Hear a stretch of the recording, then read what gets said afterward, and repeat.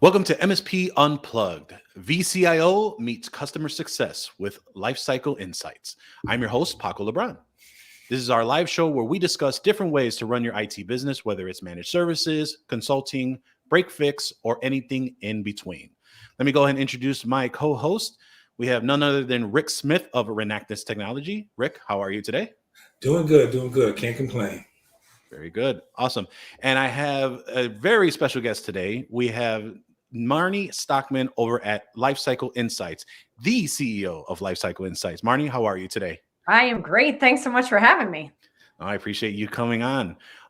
Before we jump into kind of talking a little bit about life cycles and your journey here, want to mention a little bit about my favorite thing to talk about is our in-person event, TechCon Unplugged. It is coming back next fall in 2022. We've been very scarce on details. You've probably heard me slip a couple times on time frame, maybe possibly the city, but we are hoping to get a full update to everyone here. Me and Rick have been talking about in December, January time frame. I know I keep mentioning end of month, and that was since October. There's just a lot of things happening on this side logistically, and all will be revealed soon. So I know I've been very vague on this topic, and I'm sure some probably already assume. But again, we will make sure to have a full episode to talk a little bit about not only what's going on with MSP Unplugged, what we have in store for 2022, and a very good piece of information where you may be excited, where there's going to be an individual that will be having a key focus on the event as well for TechCon Unplugged 2022. So stay tuned. If you want to stay up to date with the updates, head over to techconunplugged.com, sign up to our newsletter, and we will make sure to keep you up to date there, along in our online community Facebook group as well. All right. So Lifecycle Insights, Marnie, that is, I think we first met in Lori Tishney's IT Owners Compass. Yep. You were at there. I think it was the first time we actually spoke in person. Yes. And, always love talking to you all because you have a very different way of doing what you're doing. And really, and I kind of let you talk about what really Lifecycle Insights is all about. But it's always a good time to chat with you. I'm really excited to have you on the episode here. But Marnie, why don't you tell us a little bit about yourself and your journey to coming into the channel in the industry and how Lifecycle Insights came about? Well, I took the traditional route by starting as a high school math teacher. Okay. And then to CEO of a software company. I'm sure, that's fairly commonplace. No, not at all. So people ask, like, how did that happen for you? And I said, well, first, if you are a high school math teacher, you better be good at sales and marketing, because have you ever tried to pitch pre-calculus to a bunch of 16-year-olds, right? Like, you better sell it because they're not buying if you don't have some game there. And then similarly, on the customer success side of the house, you've got students, parents, administrators, and test scores that you're accountable for, right? So that was my background. But I ended up in charge of software for the accountability, all of the data, and I ended up presenting it in front of the owner of a piece of an ed tech software, and he said, you should come work for us. So that's how I landed on what educators would call the dark side, where I ended up, on the vendor side of the house. And in the process of that, I found some developers, and our platform that we worked on was all about making data easy for teachers to read and give insights to right away so they could take action. And you figure they're standing in front of children who will literally throw things at them if they don't take action quickly. So you have to have fast insights to that. So we were looking for a problem to solve. We really wanted to start our own company. And I had played volleyball for years with Alex Farling, who's kind of the thought leader behind Lifecycle Insights. And we never played on the same team. But one night we're side by side on the net, and like, we're playing and talking the whole time. So I knew he was an MSP. I didn't really know what that meant. What I knew is he was an IT business guy, right? Like, that word I knew. But sure. I said, we're interested. We're looking for a problem to solve. Do you have any problems to solve in the IT space? And Rick, you laugh, like, just one? I've got a list. So Alex said, I spent 6 hours today cobbling together. That's an industry term, apparently. Cobbling together a QBR, a business review, and it still doesn't look good. And then he started saying lots of other acronyms that I didn't know at the time: PSA, RMM, like CMMC, NIST, like there were all of these letters strung together. WTF. Yeah, that one I knew. But when he landed at QBR, I did them as I led customer success for the largest ed tech company in the world. So I was very familiar with business reviews, but not in terms of what a managed service provider would bring to the table. So he told me to can you get your guy on a call? And so he kind of Shark Tank pitched us. He brought a PowerPoint to the party within the world of Zoom and said, this is the business problem. This is the data that is all over the place. We have assets, we have users, we have contracts, we have tickets, and we need a strategic business review, not a technical, here are all of your flux capacitors and petaflops. And can you help with that?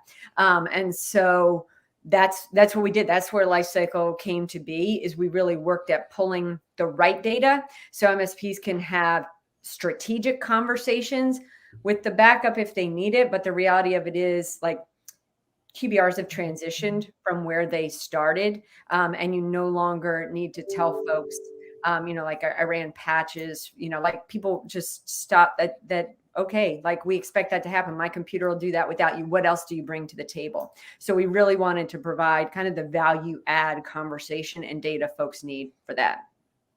Very cool. Very cool. Before we go any further, we have our friend Ray Orsini mentioning that, it's the only MSP vendor that can also teach Common Core math. So I have to highlight that. And that's such an interesting journey, right? As you mentioned on that process. But I think, and I forgot the term on what it is. I think it's agile learning. I think it's where taking what you know and applying it to something new, but the core principle, and the core principles still stay the same. And that's so cool that, you were able to relate that. And I love that, because it's for me, I'll watch business shows on CNBC, like The Prophet, or forgot the other gentleman's name that's there. And they have all these graphics and all these deal stuff. And I love absorbing that information because, one, it helps me understand an industry. And it just makes me that much more educated. But two, I always say, okay, what can I take from that and bring it back? And what can I go ahead and that's really what's allowed me to think of things kind of unorthodox, and offering some of the solutions way back when. I'm too busy to be able to do that now, but that's really what I enjoyed on that part. So that's so cool.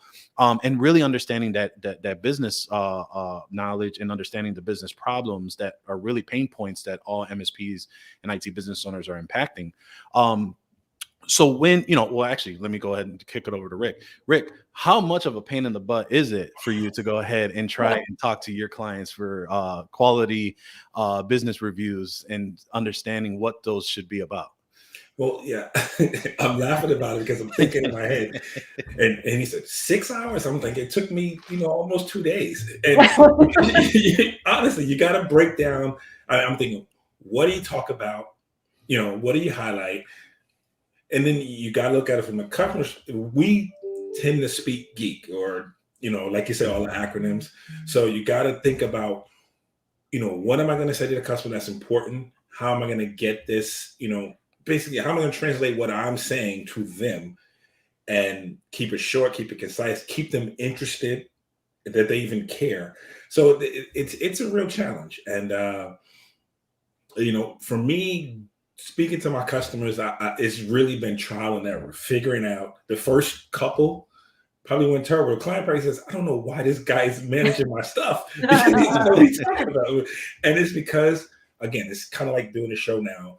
I'm kind of new to it. So I you stumble sometimes. And that is definitely a challenge. And I think anything that can help us to, take I'll just use it, this, and bring it here is what's, is the best way to do this. Is definitely a solution for us. Yep. And then, so Marnie, I know we talked a little bit about on kind of how life cycles came to be, but if you had to do a 30-second elevator pitch and really getting to the core of what does Lifecycle Insights do for an IT service provider? So I would say we help MSPs sell to execs, not techs, right? Red, yellow, green, stoplight reporting. Red is bad, green is good, right? We simplify it. We automate the pieces that should be automated. And then we let you You need human eyes on some of the pieces, right? Some of what takes you a long time, Rick, would be like assessment type questions. Those things can't be automated. You're going to have to talk to a human, but we really let you tie those two pieces together. That's what I think is most unique about Lifecycle Insights, is we let you align the human element with the technical element, which gives you strategy, which is what the businesses are looking for, right? To Rick's point, what do they want to talk about? They want to talk about their business, and they want to see how your business is helping them be successful. So I say, managed service providers are really customer success as a service, because the more they make their customers successful, the better off in their own success that they are.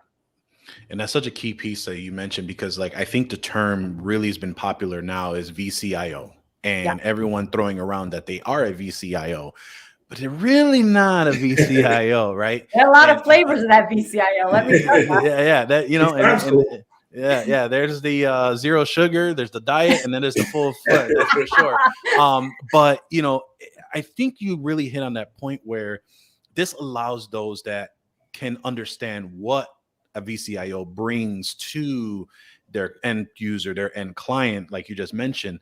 And you also talked about a couple of things on how Lifecycle Insights helps with automation and such. So why don't we key on that piece for a second and talk more about how that's saving IT service providers time by leveraging some of that automation? Because like as you just mentioned, Alex did that one time, 6 hours doing a QBR or TBR. Rick mentions 2 days to do that. And me, I just struggle to figure it all out. So in that whole thing, how has Lifecycle Insights really helped save time with the platform? So it's interesting. When we worked with beta customers years ago, there was definitely a range. Some folks were taking 12 hours to automate a budget, right? So Rick, 2 days is not far off, but I hate to overpromise and under deliver. I'd rather say like, oh, we'll save you 2 to 6 hours. And you're like, 2 to 6, you saved me 2 days. Great. Right. So I think that's a fair comment. But what do we automate? So we have an integration with PSAs, right? So ConnectWise Manage, AutoTask, Synchro, Halo. And then we have what I like to call the catch-all with IT Glue for a lot of folks that don't have one of those PSAs. So we pull over assets, contacts, contract information, and then we clean it up, because I don't know if you know this. So if this is an industry secret I'm not supposed to talk about out loud, you'll just have to go mute me in the replay of this. But some of the data is not clean when it comes over to Lifecycle Insights. Earmuffs. I know. You see duplicates and things.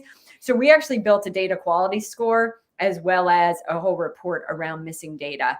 And then we built warranty lookups. So we have Dell, Lenovo, HP, Microsoft Surface, Cisco, Meraki, SmartNet to clean up your data so that we can give you the automated reporting around warranty needs, end of life needs. But that's only a piece of it. We automate. So we also integrate with Microsoft 365. So you can see where are my users aligned or not aligned. We've caught in the world of cybersecurity, really knowing where you have, licenses out in the wild that nobody was tracking. That's key for a lot of folks. We pull over agreements, contracts, et cetera, depending on your PSA. They're called different things. And all of that is to automate a budget forecast. So it's one thing to get the warranty lookups and the asset replacement, but that's one part of the conversation. Imagine the strategic value if you can deliver to your client, here's the next 6 months detail, right? Like Sally, an accountant's getting a new laptop, right? Mark's getting this, and a 5-year total cost of ownership budget where they know and can get a full technology budget across their business. That's a really powerful and strategic for them. So those are the pieces we're aiming to automate for them. So some of those typical reports, it's almost the appendix of a business review, right? They want you to know all of that information. If you can give them the business value behind that, they're glad you have it, but they're not going to read line through line, right, of all of these. Like, oh, thank goodness that Optiplex is going. I've been waiting for that for 4 years. Like, okay, fine, But to the budget, when you bring that to the table, that really levels up the conversation you can have with them. And that's such a, go ahead, Rick. I'm sorry. I just think that's awesome, because what happens a lot is the client is usually the last to know they need a new piece of equipment tomorrow. Yeah. And, and if we don't forecast that out and they see that, it all just is all a big surprise to them. And I'll say the truth. I'm guilty of it. I been hinting at clients, hey, we're going to have to replace the server, but it never came straight out. And then finally I was like, hey, we have to replace the server yesterday. Yeah. And, so I think that's awesome, because one of the things too for a client, it does give them, if they take the time to read and understand, it gives them the foresight to say, I have to plan for this. I have to budget for this. Absolutely. It's coming up. Yeah. So I just think that that's great. And it's definitely something that in our industry, particularly as we deal with, I'd say the smaller to mid-range clients, we probably don't do as much of that. And they're the ones that can't be told tomorrow that they have to pay for $10,000 anything, right? Exactly. Like this, Alex tells a story about, he went to a client and said, $20,000 PO. And the guy said, if you do that again, right. And like, you are done. Actually, he threatened his life and said, I will shoot you. And so you can do it again. And, and I think the biggest piece is that having that strategy, right? And really understanding because I think you said it best, right? And I think a lot of people hear, hey, we can pull warranty information, we can pull, all this information. And the first thing, because we are all just cheap MFers, is that, oh, my PSA can do that. My RMM can do that. But what you explained was the biggest piece of like, okay, that's fine and dandy. Yeah, that's nice. But we are allowing you to not only create the opportunity of knowing that, developing the actual budget and actually developing a strategy behind that versus just saying, hey, this is when it's going to expire. Thanks, bye. So it's interesting you say it, because it's one of those things where I believe like sometimes your strength turns into your weakness. And so another secret, but the strength of IT guys is they're like, oh, I can pull a report for that. Well, you can, and you can cobble it together from 8 different data sources. And, so you can Excel your way to that, or you can just push the button and have it, and it's always up to date. So that's why you can grab it in your PSA. Your PSA is really good for one thing at a time. It's not really good at aggregating. So our goal was to aggregate information on top and then make it quick with color coding, so you didn't have to do that cobbling together. Yep. And then, and again, going back to saving time, saving money, because, how long have you had your office manager or yourself chasing in billable time that you could have been charging on all of this thing, right? Rick can be a good point, example where, like, right now, Rick, you mentioned like you just hired new people.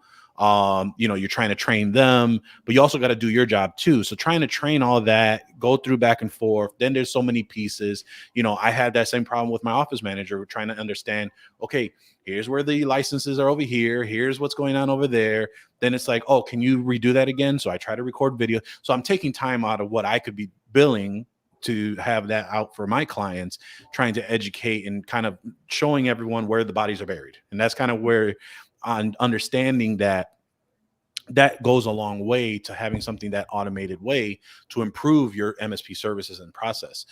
The other piece I wanted to talk about was the approach that you all have. And I first heard about you all once you did a webinar with Synchro, and now I think that was when you first had the integration.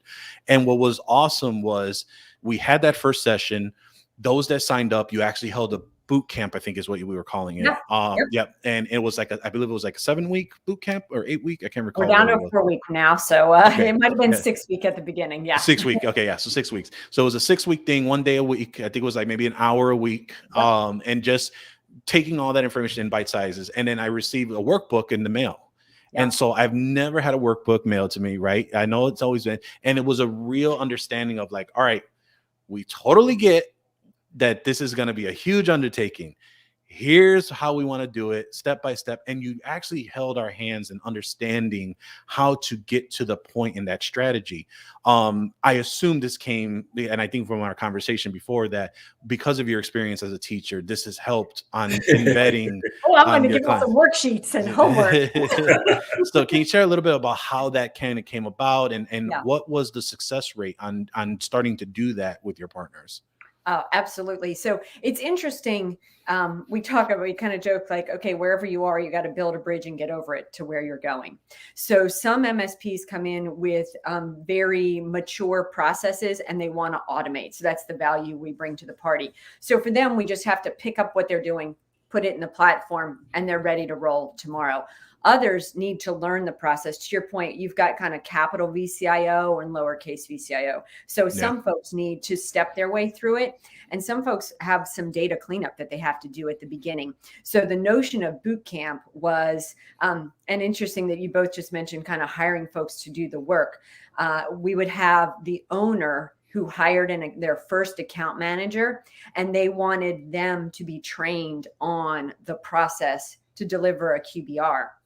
So Alex and I put together a curriculum that would really be walking your way, not just through Lifecycle Insights, right? Like the button clicks are not hard to figure out at all, right? We have do-it-yourself onboarding in the platform and videos if you want, or we're always happy to chat people through it.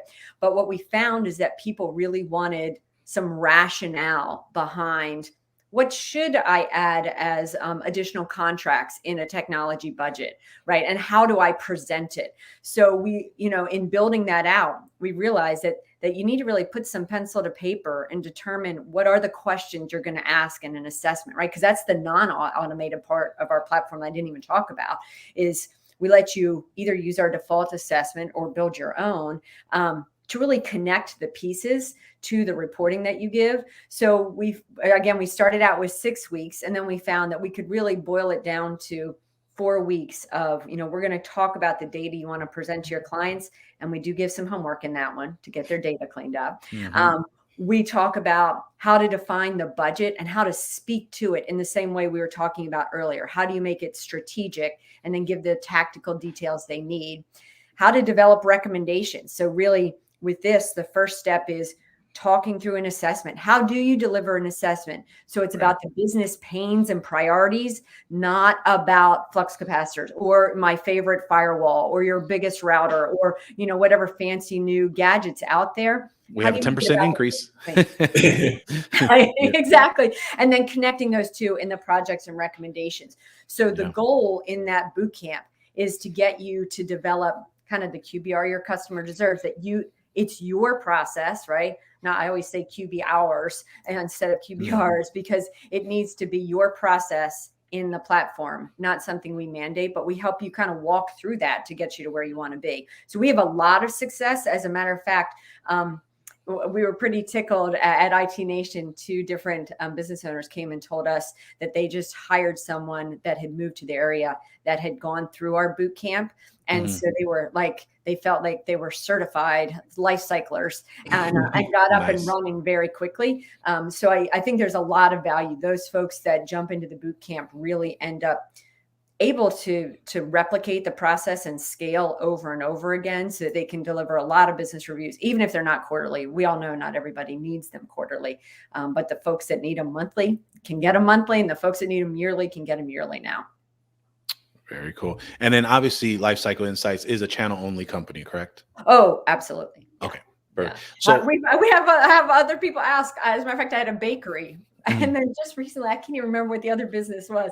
So the couple times where we have had folks that are not of the channel, we've reached out to managed service providers in the area. So I'll just go out on our Facebook group and say like, all right, I need somebody in Phoenix. I've got someone that would like to connect with you. So we've managed to hand off some leads to our MSPs, actually. That's awesome. Very cool. So I want to take a little bit on the topic of, me and Rick had an episode last week about fourth quarter living is what we titled that episode. And understanding like, how do you finish the year strong and what are some tools and what are some things that you can do? And I think this is a great time because things are slowed down for some businesses. They're trying to get their spending in, things like that. I imagine that your partners are leveraging your platform in this time of the year. Can you tell a little bit more about how they may be taking advantage or maybe some conversations you've heard from partners on how they're handling their fourth quarters? Yeah, absolutely. So it's interesting if you look at the testimonial on our website that's on the homepage, William talks about how he bought Lifecycle Insights in December, and in 7 days of the trial, he sold $100,000 worth of projects because it was end of year when Windows 7 was going, was going to be dead in January. And he basically sent them the asset list with, you got to get the red out. You've got all of these operating systems that are expiring. So, we need to do something. This year is very interesting with all of the PPP money that has been out there. There are some businesses that are sitting on a lot of extra funds. And if the MSP can get ahead of whatever the small business is thinking they want to spend that extra money on for tax purposes, right? So, Rick, I suspect you're laughing because some small business is thinking, I'm giving everybody iPads for Christmas this year, right? And that's not the technology priority that's going to help them in 2022. It looks fun, but that's not helpful, right? And so we really see folks delivering asset lists, warranty reports, and a budget and even a mini assessment of, remember, these were your business priorities that you told us at our last business review. If you have end of year spend down funds, here are some ideas on how to prioritize funding. I'd be happy to have a chat with you. It's interesting. Some folks, you have those low effort, low value clients that need just an automated conversation, right? You don't have the 3 hours to drive over, bring donuts, etc. Send them an email of this is where you stand, right? This is what we see coming for you in the next year. If you have extra money now, it would be a good time to get on the list for this. Versus some of them need a full, business review where you talk about, those larger enterprise clients. I had one client that was $1.7 million a year. Believe me, they got a business review at the end of the year in person with donuts and coffee to boot, right? But we would talk through what your needs were and help them prioritize. So it's interesting, at the end of the year, we're seeing those quick hit projects that you think you want to get on the books for next year. If you have some spend down money, give them that budget now, right? Everybody's trying to budget for 2022. If you're the one delivering the budget, imagine how valuable of a partner you are to them. And along with that, if you're adding services that you're not providing to that budget. So since you mentioned Ray before, suppose they use a non-OIT VoIP provider and that contract's expiring next year, you might say to them, like, hey, now's the time you could chat with us about, my preferred OIT provider. It also limits what your managed service agreement is in terms of the full scope of the budget. When you add all those other contract pieces to it, you're just a piece of the pie, and a very strategic piece since you delivered that budget to them. So those are the types of things that we're seeing folks kind of talk about at the end of the year. And then cybersecurity, well, that's a year-round situation. But now is sort of the time of, remember our priorities. This was one we wanted to talk about. Where does that fall for you in 2022? Yeah, I mean, it's a big piece, and I want to get Rick's feedback on this as well. Is that, as you just mentioned, cybersecurity has been a year-long conversation, and a lot of people are missing a lot of the other branches or segments that they could be upselling to, because I think from the media and all the big breaches that have been happening, that's all been on our mind. But optimization, being sticky, having a strategy for your business, like you just mentioned, having a VoIP provider like OIT VoIP, or having the ability of including maybe a camera system because you have a vendor you partner with, or you do security cameras, and they have a DVR that should be pulled out of there, things like that. These are all avenues of revenue growth, and it really gives you an opportunity to take a look at what you're offering and how do you structure that for success for the following year as well. Rick, a couple points that Marnie just talked about, right? I know we were talking about the PPP loan money. I know you had a couple clients jump at you for projects because of that situation. Curious about your experience on how that influx has happened. And then two, have you focused on other segments of your business outside of cybersecurity as we're trying to tighten things up and kind of move forward in 2022? Well, it's interesting. First and foremost, yes, it was a good time. The projects needed to be done, but it was actually, the timing worked out perfect that they had some extra dollars and we can get some of the things done that needed to be done. They're not going to tell me this is where it comes from, but that's what we're assuming, because you have that argument. You've been having the conversation for a while, and all of a sudden now I can do it. But the other part of that is, and it's a good point about focusing on things that you don't normally focus on, or that you do, or it's in the back of your mind. Hey, I'm going to start selling VoIP. Hey, I'm going to start pushing a different type of BDR or whatever it may be. I was just thinking about, Marnie, as you were talking. I was like, I'm sure as I've gone through trying to put together my QBR or TBR, however you want to call it, it's probably some things I missed, right? And some things that I didn't think about. And I was just, as you were talking about it, I was like, wow, you know, rather than me, that part of that 2-day cycle for me was figuring out what to talk about. And I probably Yeah. still missed some things, some opportunities. You want to, I don't want this to sound the wrong way, but you do want to tie your client into as many services as you can provide for them, that that you provide to them effectively. Let's put it that way, because there's some things we take on that we probably shouldn't as well. But I'm just thinking about the fact that there are some things out there that I probably did not pay attention to initially, and one of them was VoIP. Ray, you're getting a lot of talk today, but You're welcome, Ray. VoIP is one of those things where I had not put any focus on it in the past, and what I've learned this year, I watched several clients get VoIP. It just showed up. Yeah, they'll just go out on their own. In the land Right, of shadow exactly. IT, VoIP's at the tippy top. Yeah. And I'm saying to myself, wow. First of all, then it's a struggle because it shows up and, hey, we need you to do all of this stuff because we got 12 new phones coming in, and they're going from, traditional phone system to VoIP, which they don't realize, hey, I need lines, I need, whatever they may need.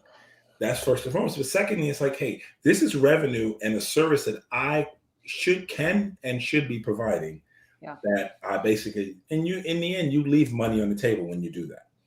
Absolutely. So for me, this has been as I've been going through this process, this has been an eye-opening experience for me. So I'm hoping to get better, and I think you guys can help me with that. And then, Marnie, and I think you mentioned, you have your boot camp that gone through, and are there any other resources? So let me actually rewind that back. What allowed, or how did you all just figure out that was something that was going to achieve not only success for the company, but for the IT service provider as well? And the reason why I asked that question is because I think that exactly like what Rick just mentioned is we know we need to do it. We know we have to, et cetera. But where do we start? And how do we kind of go from there? Like, what resources are out there for us to figure it out? To just get the frame of, all right, this is how I have to approach a technical business review with a client. So we don't just grow our platform based on feedback from our partners, but our services as well. So we were regularly on onboarding being asked the same types of questions, and people were getting stuck in the same places. So I think it's because of partner feedback that made us say, we should have a program for this. This is where you can tell work from home. When the dog's making that noise at the door, you just let it go. So we really heard repeatedly on onboarding. So we offer onboarding lots of different ways. Like I said, you can do it yourself in the platform, but we also have regular weekly calls with partners as well as one-on-one onboarding. So when we found on our weekly calls that folks wanted to talk about those best practices, we decided to create the boot camp. So it was basically somebody, our partners asking us, will you provide more education around this? We have tons of blog posts and, webinars, et cetera, where we talk to these pieces, but people would say, I hear the message, it resonates with me. Can you help me take it from theory to practice? So I think it's the same thing that we aim for in a business review, where we talk strategy and have the tactics behind it, that we kind of worked the same way. People said, we agree strategically, we need to do this. Can you help us with the nuts and bolts, not just of the button clicks, right? This is the button clicks we'll always give you. We'll chat anytime about how to click the buttons, but folks wanted more information around how do we make the decisions. And Rick, to your point of what am I missing? Folks all the time will say, well, I've got an assessment, but I'd really like to look at your default assessment to see if we're missing some opportunities that we hadn't thought about, because that is, there's the opportunity piece of how aligned your partners are to your stack, but there's also the technology security that comes along with folks being right there. You're able to service them faster, right? They're more supportable, scalable, and secure if they're aligned to your stack. So let's get a full look at an assessment and see how close they are to what we really want them to be. Yeah. And then, keying on that piece as well, now that people are, they're jazzed up, they're excited, and they're trying to figure out what to do end of year. I think you mentioned that as a part, you have a checklist that you have provided the partners Yes. to kind of get an understanding of what can they do for end of year. Can you elaborate a little bit more on that? What is Lifecycle offered on that? I absolutely can. So I just put the checklist in the chat, and I'm not sure if it's the private chat or the public one. So you may have to. I will put it in the public chat. Okay, perfect. Thank you. So what the checklist, you'll see there's green writing, and it just downloads immediately. So don't look for any fancy. It's just a straight shot to the download. So we've got items in green and in black. And in black, these are things that everybody should be asking their clients and conversations that should be having that don't require any additional reporting. Things like, you need to have a conversation with your partners. Are you, starting new lines of business? Will you have new locations? Do you have a new vertical? That type of thing, so that you know better how you may propose projects, recommendations, or support them in the future. And then the pieces that are in green are the pieces that we will help to automate or have in the platform. So this helps folks that aren't life cyclers say, if you don't have a way of automating this, right, you're probably doing this on spreadsheets. Now is the time, right? Let's get those together. So we have identifying major risks. There's a lot of pieces around buy down future spend, right? Like, this is the time. You've got the PPP money. You need to get on the books and take a look at the next year fiscal budget. So if folks have downloaded that checklist, you'll see it's about a page of conversations you could be having now. And Rick, you kind of mentioned this at the beginning, getting people to the table, if especially maybe your last business review was not the value add that you wanted it to be. And now they're a little hesitant that in a very busy time of year, you're going to want to come talk about whatever didn't provide the value last time. These are kind of some story starters, right? Some conversation starters that they care about very much, and we'll get them to the table, because we see, and we talk about this in the boot camp, is how do you get them to come to the table? You get them to come to the table by showing them you're going to provide value, and not just a 700-page report that we can leaf through and talk about, all of the bells and whistles. Yeah. I mean, with all that said, Rick, as far as bringing that value, how many QBRs have you had in the fourth quarter or throughout the past year? And how many have you felt that they probably could have done a little bit more as far as what you're doing because of the things that you're including in your contract? Do you feel that you need to follow up on those conversations, or is it one of those where you try to kind of keep everything together on one piece, and the next go around, you'll make sure that you're more prepped at that point? Well, yeah, I think now I've done 8. The first 2, I think, were disaster. And, and maybe this is just from the way I look at it, but like I said, I'm thinking, I walked out of the class like, what did I hire this idiot for? But I went back from there and, tightened it up a little bit, realizing again, it's like, again, the client doesn't care about the geek speak. They don't care about what piece of software you're using for this. They care about is, can I work?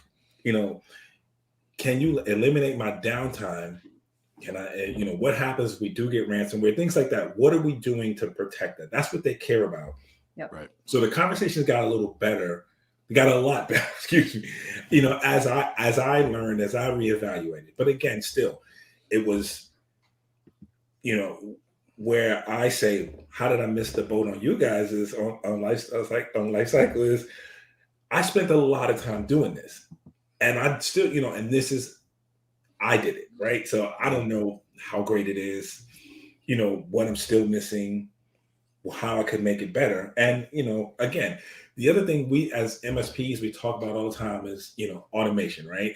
Let's let the system do as much as it can for us. So by the time it gets to us, it's either a major problem or something simple we can fix. And for me, trying to do everything is idiotic. It really is. When there are things that honestly, you think about it, you say, if I'm going to save, again, this is not talking about the price, but if I'm going to save $100, but it cost me $400 to do it, yeah, I'm behind the 8 ball. I'm behind the curve. That time could have been spent better elsewhere doing something else. So this is where, again, I say is that, Paco, I think you said this in the beginning, this is where being a cheap MF bites you in the butt, because you know what I mean? It's like you end up spending, again, more than what you need to. So the reason why I put you on the spot was two reasons. I know. One, no, and this is more for the listeners, is two things. One, as you heard Rick, he started, he feels that he did them rough, he got better, he's learning. The point is to start, right? Absolutely. Is to start and have these conversations. Understand that, you don't need to have everything all buttoned up to have a conversation with your clients. And you only get better as you go through with time and practice.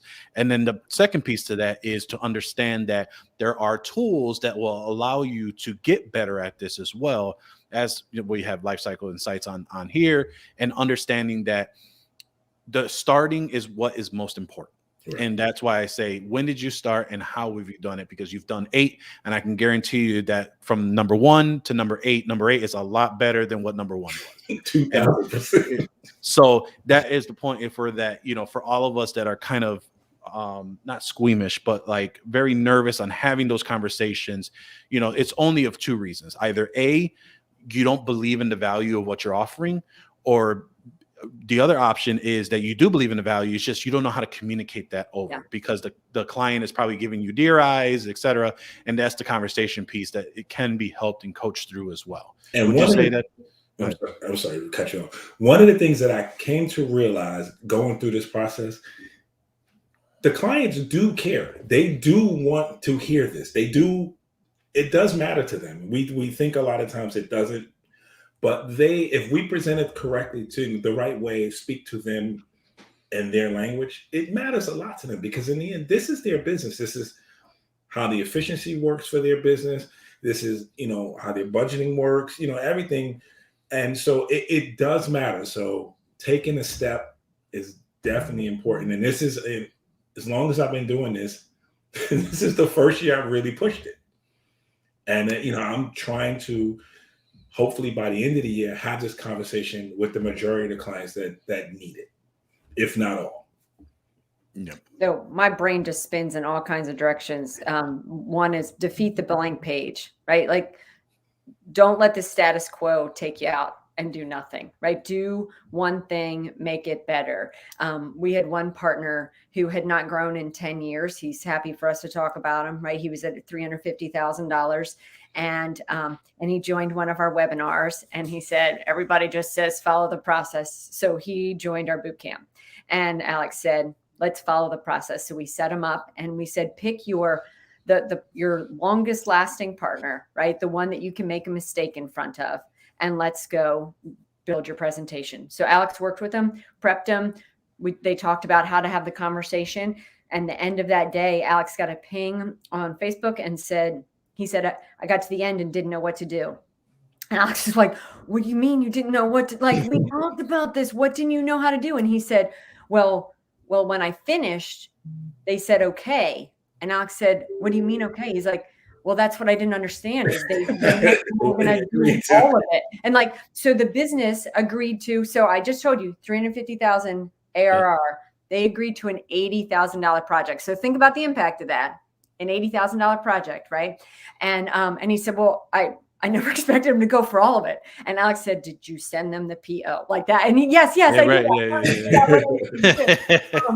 So it's interesting. Then he is an employee. So the same MSP has an employee that said, I've worked with you for 6 years, and this year is the first time you've brought in any new clients, and you've brought in 3 new clients this year. And it's because he started a place where he knew he could make a mistake. He did the next thing, but now he's built some confidence around how to have that strategic conversation, and it's really blossomed for him. So, Yeah.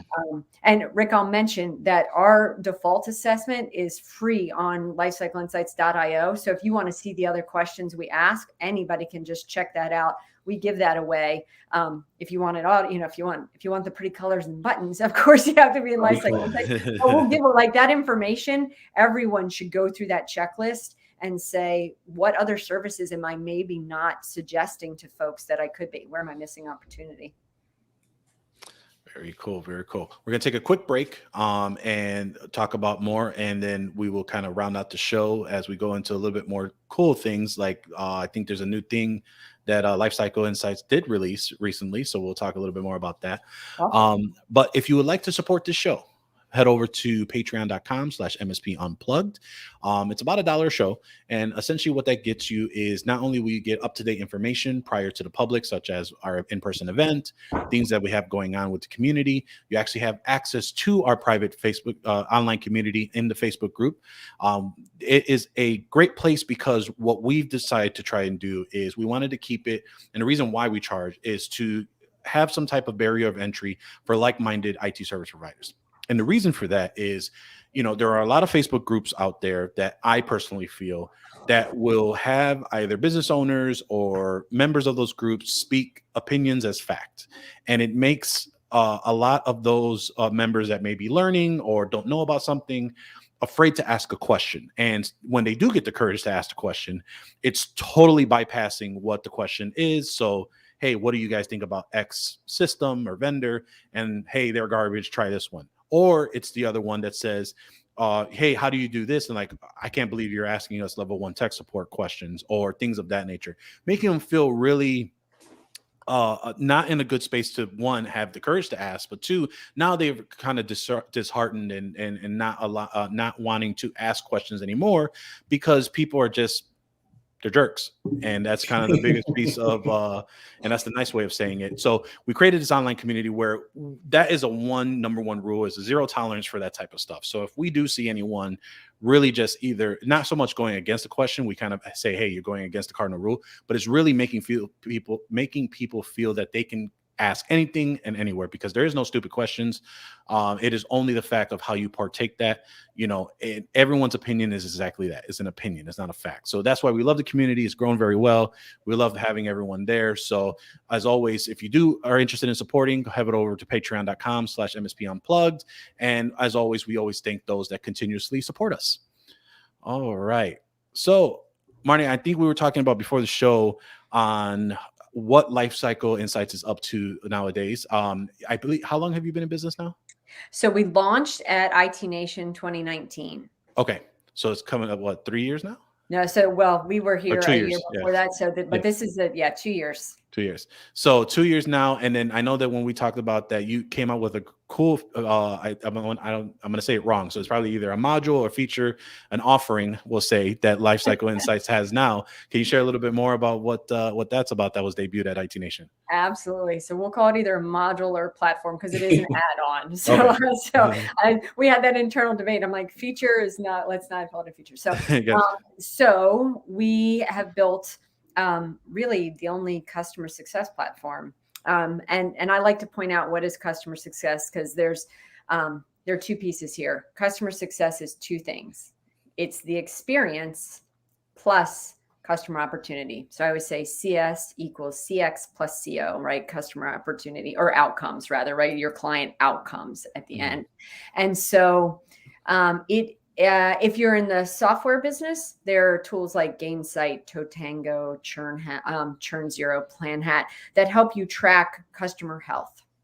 And that is like, okay, Paco is my partner and we have good conversations, but he never logs into my software. That would be a red flag, even though, right? I would need to know that looks like I'm gonna lose Paco along the way.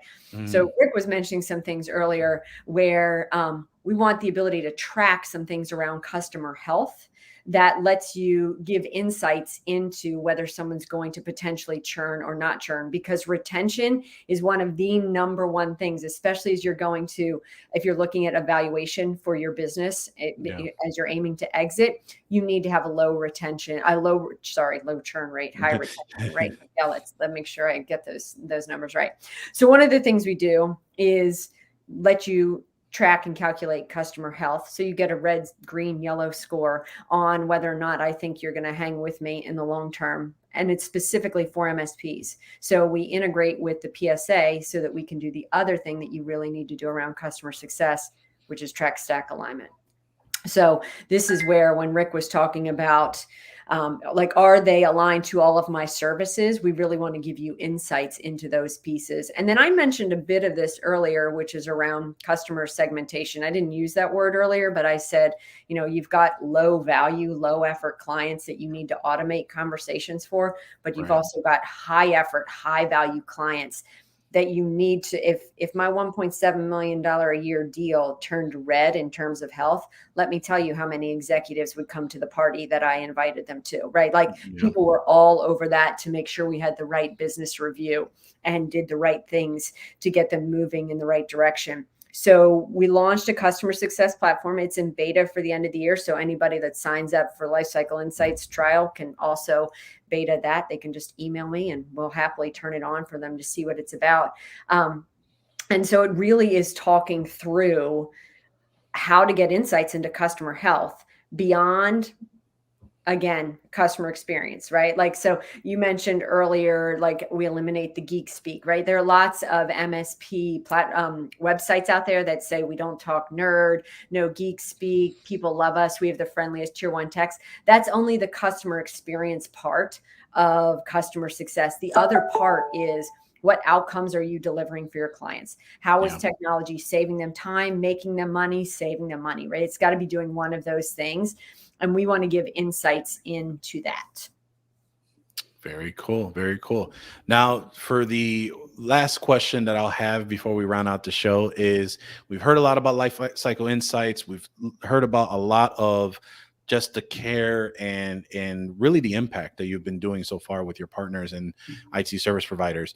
For those that want to get involved, is there any commitments, contract requirements to be a Lifecycle's partner? No, not at all. So free trial for 5 active clients, and there's no restriction on that, right? You can go check it out and try it with any of your clients to give it a whirl.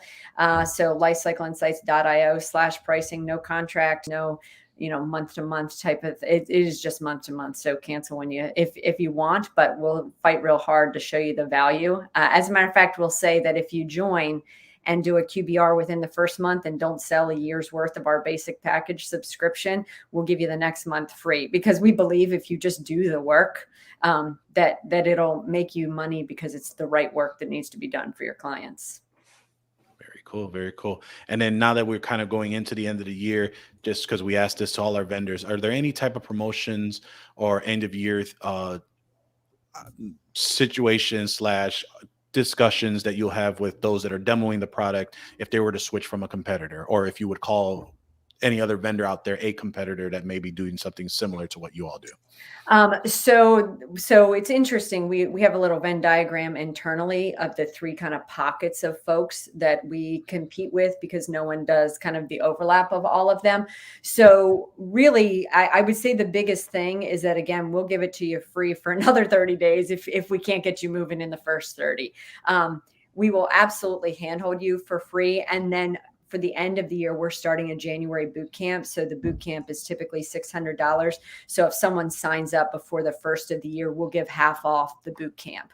So you can just email me directly. I'll put my email in the chat and say, I heard you on MSP Unplugged, and that is all you need to get that boot camp reduction. So that just knowing you guys will get you $300 off the $600 boot camp.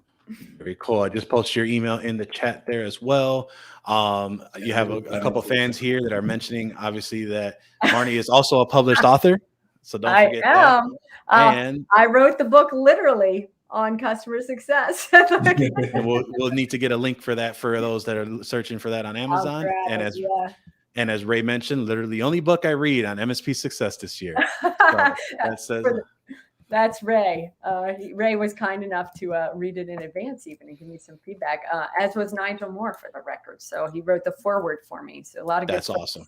I feel like it takes a village to raise a child and a village and those 2 children to write the book on customer success. So we all did it. and Nigel's a good friend of the show as well. So that's awesome for there. So Marnie, really appreciate you coming out to talk with us today about Lifecycle Insights. I think we could have continued a lot more conversation. I know we're going to definitely have you come back on just everything on those type of discussions, customer success, customer experience, and customer outcome. For those that want to be able to reach you, you did provide us your email address. Is there any other way that they can go ahead and find out more about or how can they find out more about Lifecycle Insights.io? Okay, so I just put it in the chat. I always have to triple check my typing, but yep, that's the right link. So there's a contact us right on the page. Again, a booking if you want to see a demo. If you go to the pricing page, you can grab a free trial there. We highly recommend jump into the free trial. Let's get you plugged in, check out your data. We'll help you clean it up. If nothing else, go get some warranty reports from us by the end of the year, right? You literally in the free trial in 30 days could do the end of year list without having to pay a dime. And then if you drop us, you drop us, but more likely we bet maybe you'll need us in the future. Very cool. Very cool. Again, Marnie, really appreciate you coming out. Oh, thanks so much for having me. I love the chat. No, and I hope those that are listening, you will go head over to lifecycleinsights.io, give them a trial. I mean, it's a no-brainer. I think this has been an opportunity for everyone to get to understanding more of what they can do and provide more impact for your end users and clients. So, Rick, if anyone wants to know what you're up to nowadays, how can they go ahead and reach out to you? Well, I'm here every week now on the show. You can catch me here every Tuesday. 2 emails, I guess. One person was rick@renactus.com. And again, I'm going to say this every time we talk. If anyone has any suggestions, comments, questions in regards to our upcoming show, please send me an email at rick@mspunplugged.com or info@mspunplugged.com. I just definitely, we'd love the feedback. Love to make next year's next year's show even much better. So it only works if we are, meeting what our customers and what our community wants. Very cool. Yep. I mean, I couldn't have said it any better than Rick did as well. Come join us every Tuesday at 11 a.m. Central, noon Eastern. Watch live and hang out in the chat room over at youtube.com/MSP Unplugged. Subscribe and hit the notification button so you never miss an episode. You can also use your favorite podcasting app on your favorite podcatcher. Say that 3 times fast. Yeah, I can't say it once. To take us wherever you go. Thank you for listening, and we will see you next time on MSP Unplugged.